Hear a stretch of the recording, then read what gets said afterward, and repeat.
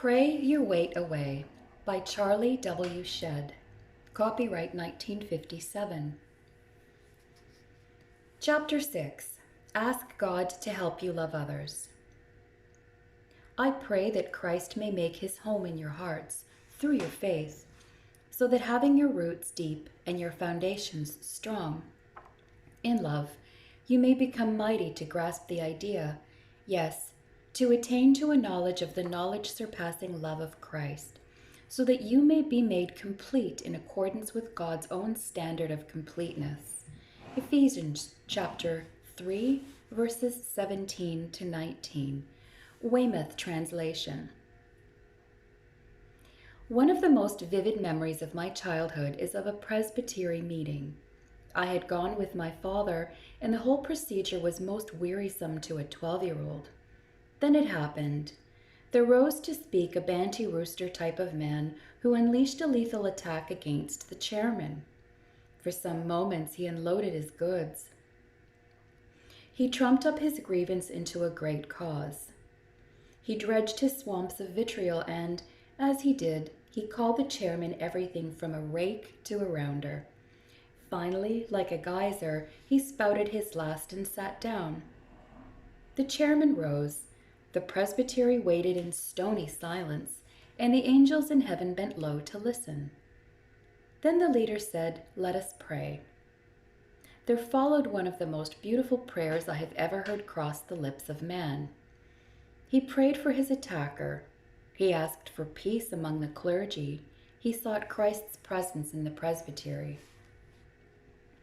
Need I tell you that Mr. Chairman is today one of America's most sought-after clergymen?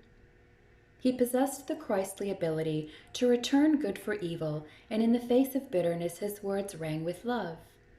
Such ability to tame a tiger with forgiveness is a real boon in spiritual reducing. Rancor is a cancer that digs a deep hole. We try to fill it with food, but it won't fill.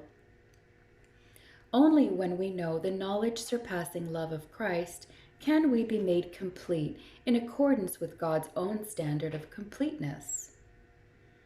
Replacing our resentments with love is no simple assignment. They may be only light dislikes, but so long as there are people whose memory we must tiptoe past, we can never have peace. Perhaps they begin with mild annoyance, but unless they are promptly eradicated, they are likely to come back one day with compound interest. A temporary huff may be the antechamber to a house of horrors. On the surface, it might seem that a chapter on love is out of place in a book which deals with weight reduction. But I choose to emphasize it in a separate section because every honest overweight person I have known has had to deal with this before he permanently returned to proper size. The most complex of our problems is this, and it is the hardest to conquer. There is no way around this mountain. The sign reads, "Dig." This requires every ounce of every pound we carry, and we best not start until we're ready to go all the way. Our prayers can never be effective until we have located our grudges, examined them honestly, and treated their sores with genuine forgiveness. Jesus, who knew more about prayer than anyone in history, was very explicit here. He told us that we could come to God with anything at any time. But he also pointed up one of the reasons why our petitions may be ineffective when he said, "If ye forgive not men in their trespasses, neither will your Father forgive your trespasses."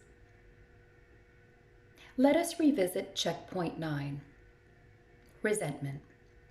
Since you honestly wish to reduce the mental load, you ask the question, how can I rid myself of resentment? Here are 7 practical suggestions. Step 1. Make a list and include in it those persons, that would be A, that group or single individuals whom you believe have wronged you. Write out explicitly the nature of the injury. Put down in detail where you can study it. And now B, those who have criticized you. Write down what they said and see how much difference it does or doesn't make at this date. Insecurity ruffles its feathers when it knows that someone has spoken negatively. Overweight folks are inclined to think that those ladies buzzing in the corner are talking about overweight folks, and you in particular. C. Those of whom you are jealous. He got the position you wanted. Your sister was so much more popular. He is handsome and you aren't. She has beautiful blue eyes. Yours are ordinary. He, you, she, me? This will likely be a long listing. D. People to whom you are obliged. Maybe he did you a big favor and you've never had a chance to repay. You were taught never to be in debt. You don't like traps, and you may find this natural cause of ill will in you. Write about its fine points and see if you can discover a way out. Incidentally, when you do someone else a favor, be sure you do not close him in without an outlet. E. The prosperous prodigals. You resent those who did wrong and got away with it. Your sense of justice has been abused. They should have ended up in the swine pen. Instead, they bought a new car and moved to a house on the Gold Coast. They made a lie out of everything you once thought fair. F. Those people who irritate you for reasons you do not know. Describe them in detail.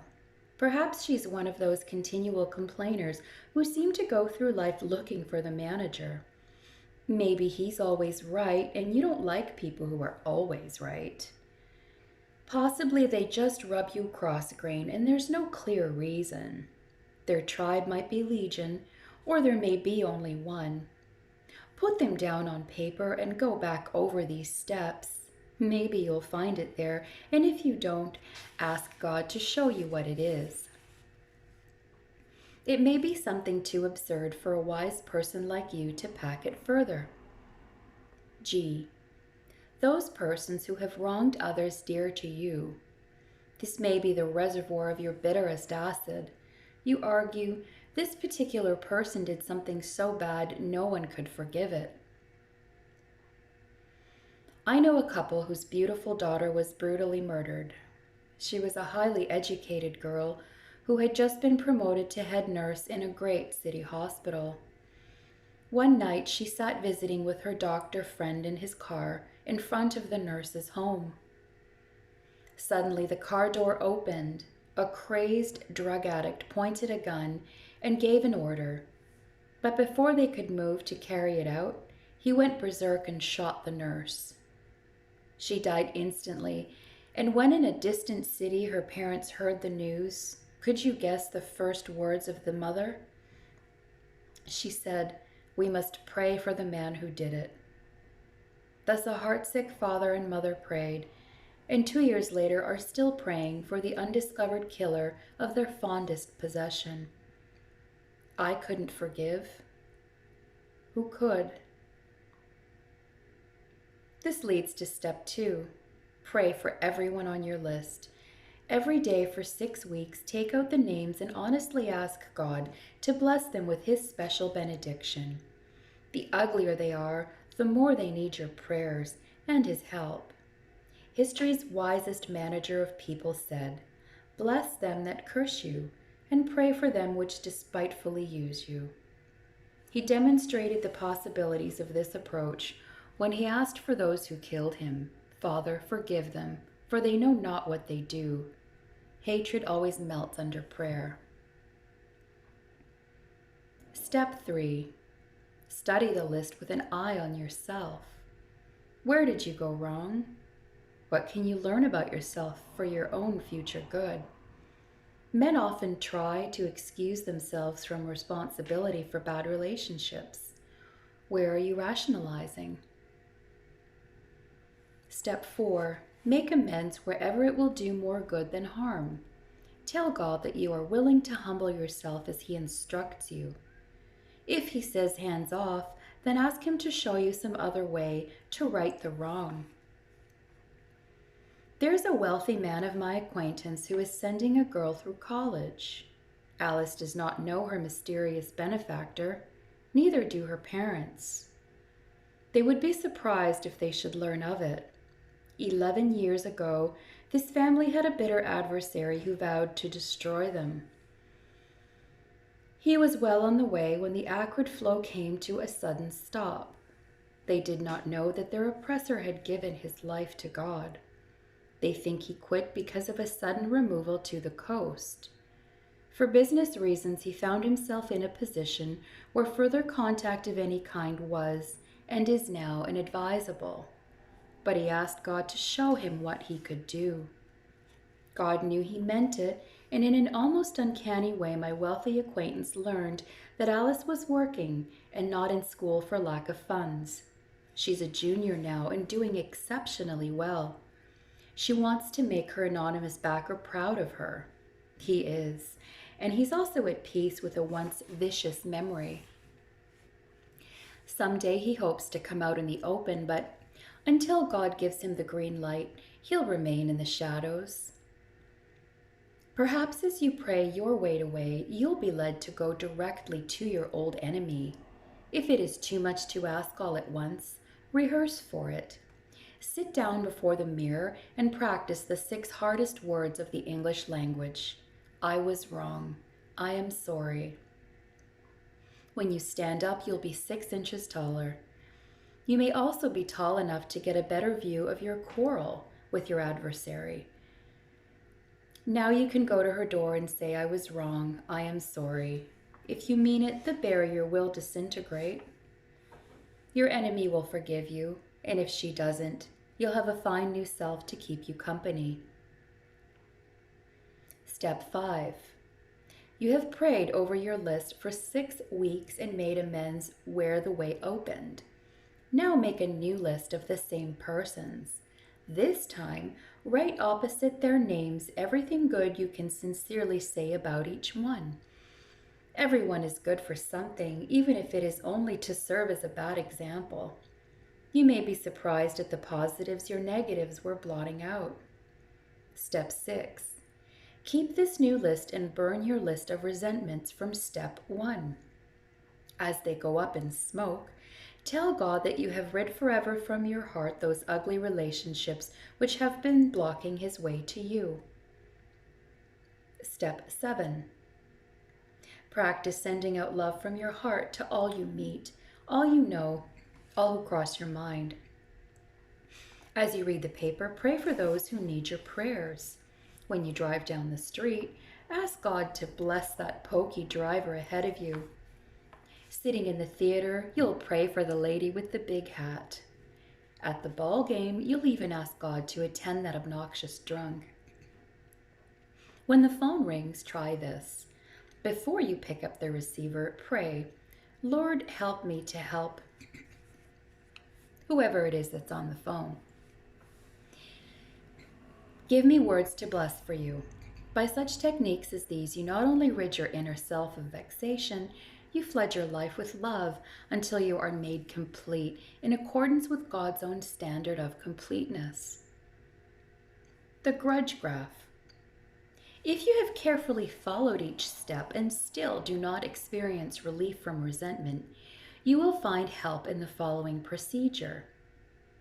Make a list of everyone you dislike, and after each name, place the letters from the list of step 1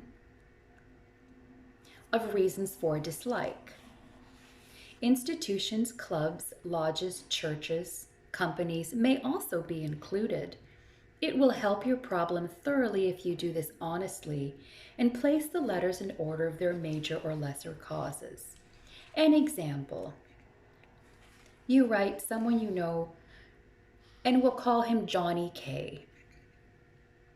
Next to him, you would write the letters corresponding with the reasons you resent him. So going back to step 1, in his case, you feel that he has wronged you. So that would be A.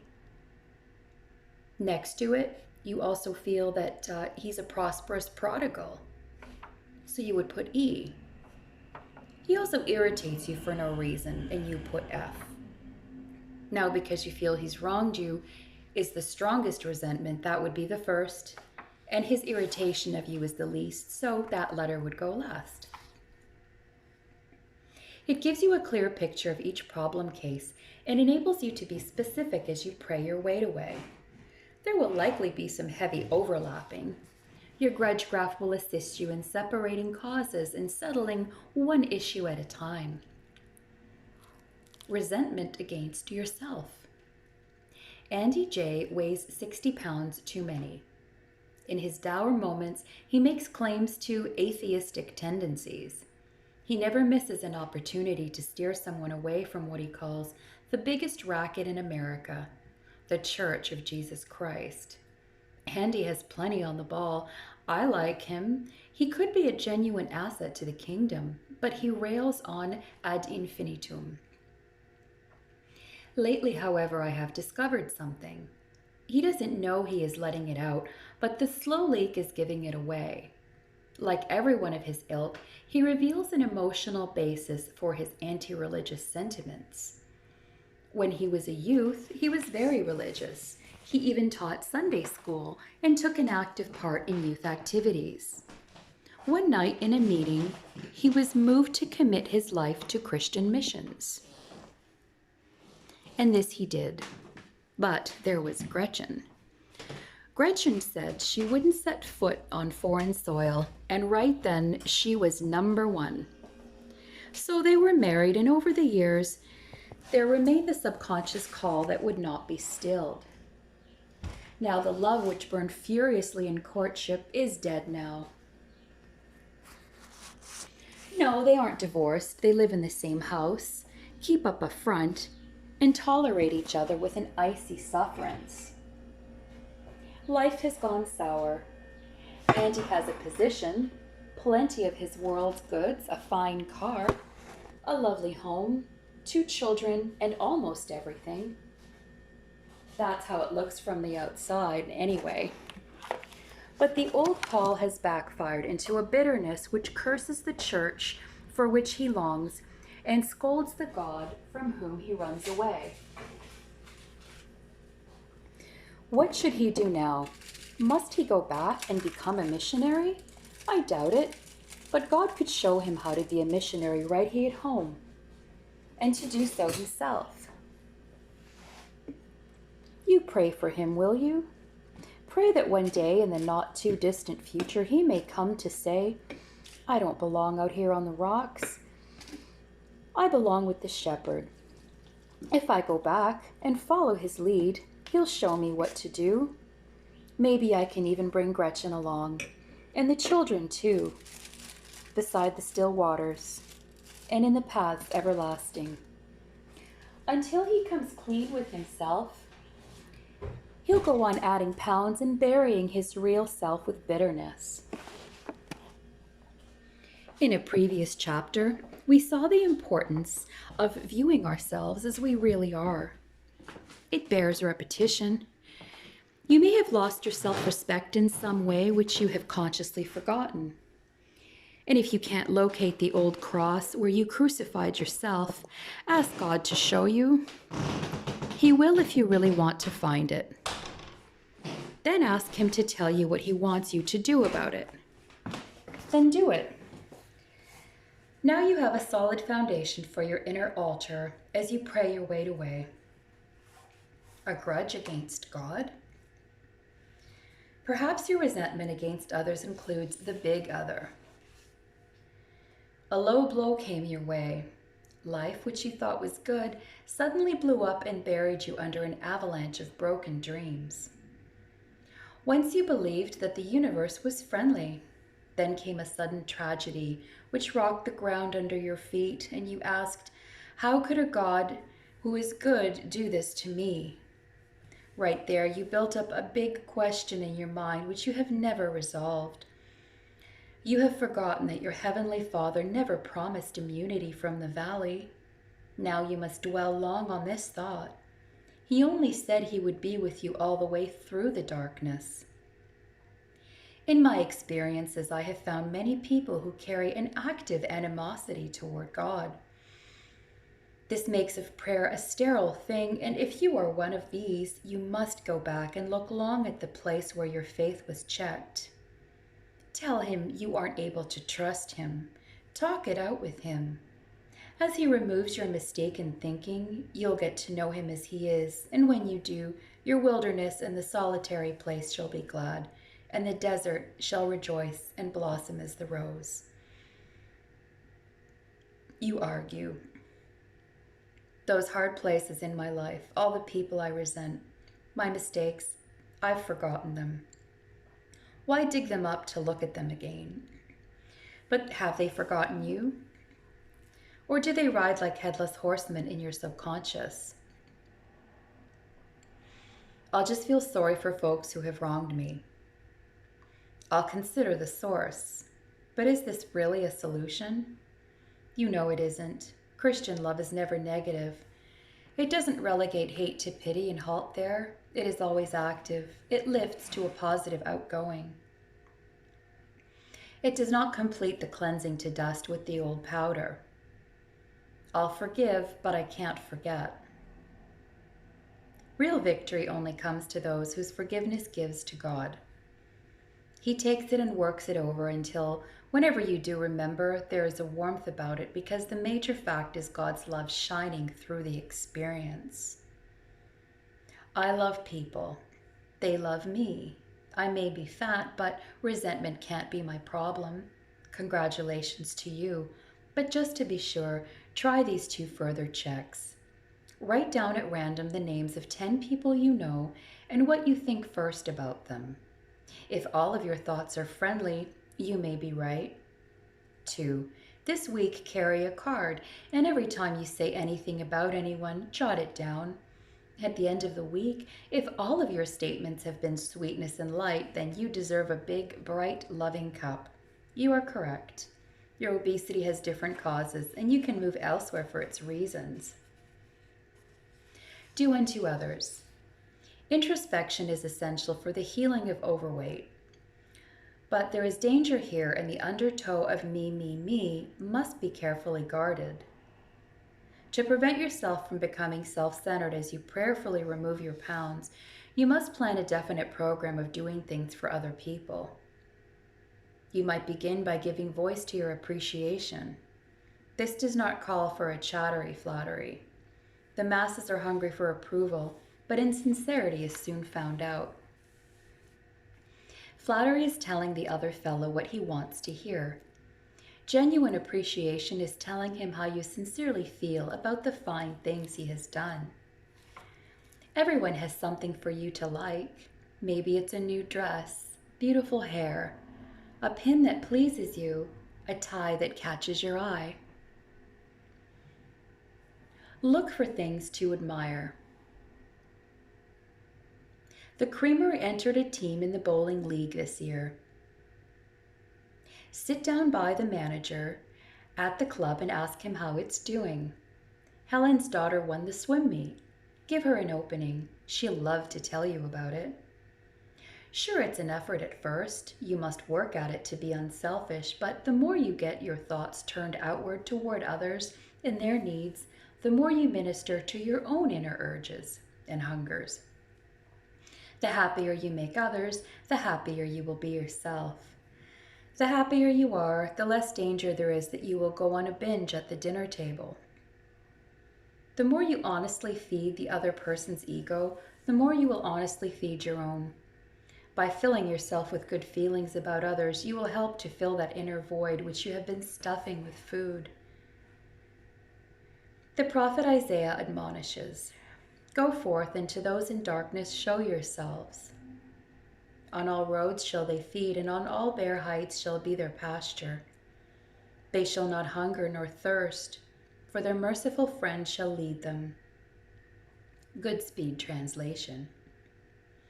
Wherever you are, it is a safe bet that within walking distance there is someone who could use you for their merciful friend. The old lady who sits in her rocker, that man next to you at the office, the girl at the cosmetic counter where you trade, the boy who delivers your groceries, the woman 2 pews in front of you at church, the mechanic repairing your car, the new lady you met at the club. All these and 1,000 others need a friend. You ask God to show you their hunger. He will, if you mean it, and as you meet their needs, you'll assuage your own. If you've been following this book closely, you might become morbid unless you specifically plan ways to go forth into those in darkness. Show yourself. Don't be a bore. A word of warning goes well here. Unless you guard against it, you may be weary to others by reciting your reduction. You might think you are inspiring others when you are only annoying them. Some folks act as if they expected the Congressional Medal of Honor for winning the combat of the contours. But if you really love others, you'll spare them this faint odor of tuberoses approach. Some people are skinny and they'd rather tell you what they're doing to get fat. Some folks are just right and they'd prefer to describe the latest cute saying of their favorite nephew. Some folks are overweight and don't want to be anything else. If you chatter unduly about diets and how much you've dropped, they'll wish you'd drop out of their life completely. For these, you can only pray. Someday they may be ready. Then when they ask, you can tell them the one thing that worked for you. You will be tolerant toward all. When you see someone who is much too heavy, you will not be smug. You will say, "There but for the grace of God go I," but you will not smirk. Nor will you pray the Pharisaical prayer, "Lord, I thank thee that I am not as other people, or even as yonder overweight one." You will honestly pray for them and for all men everywhere.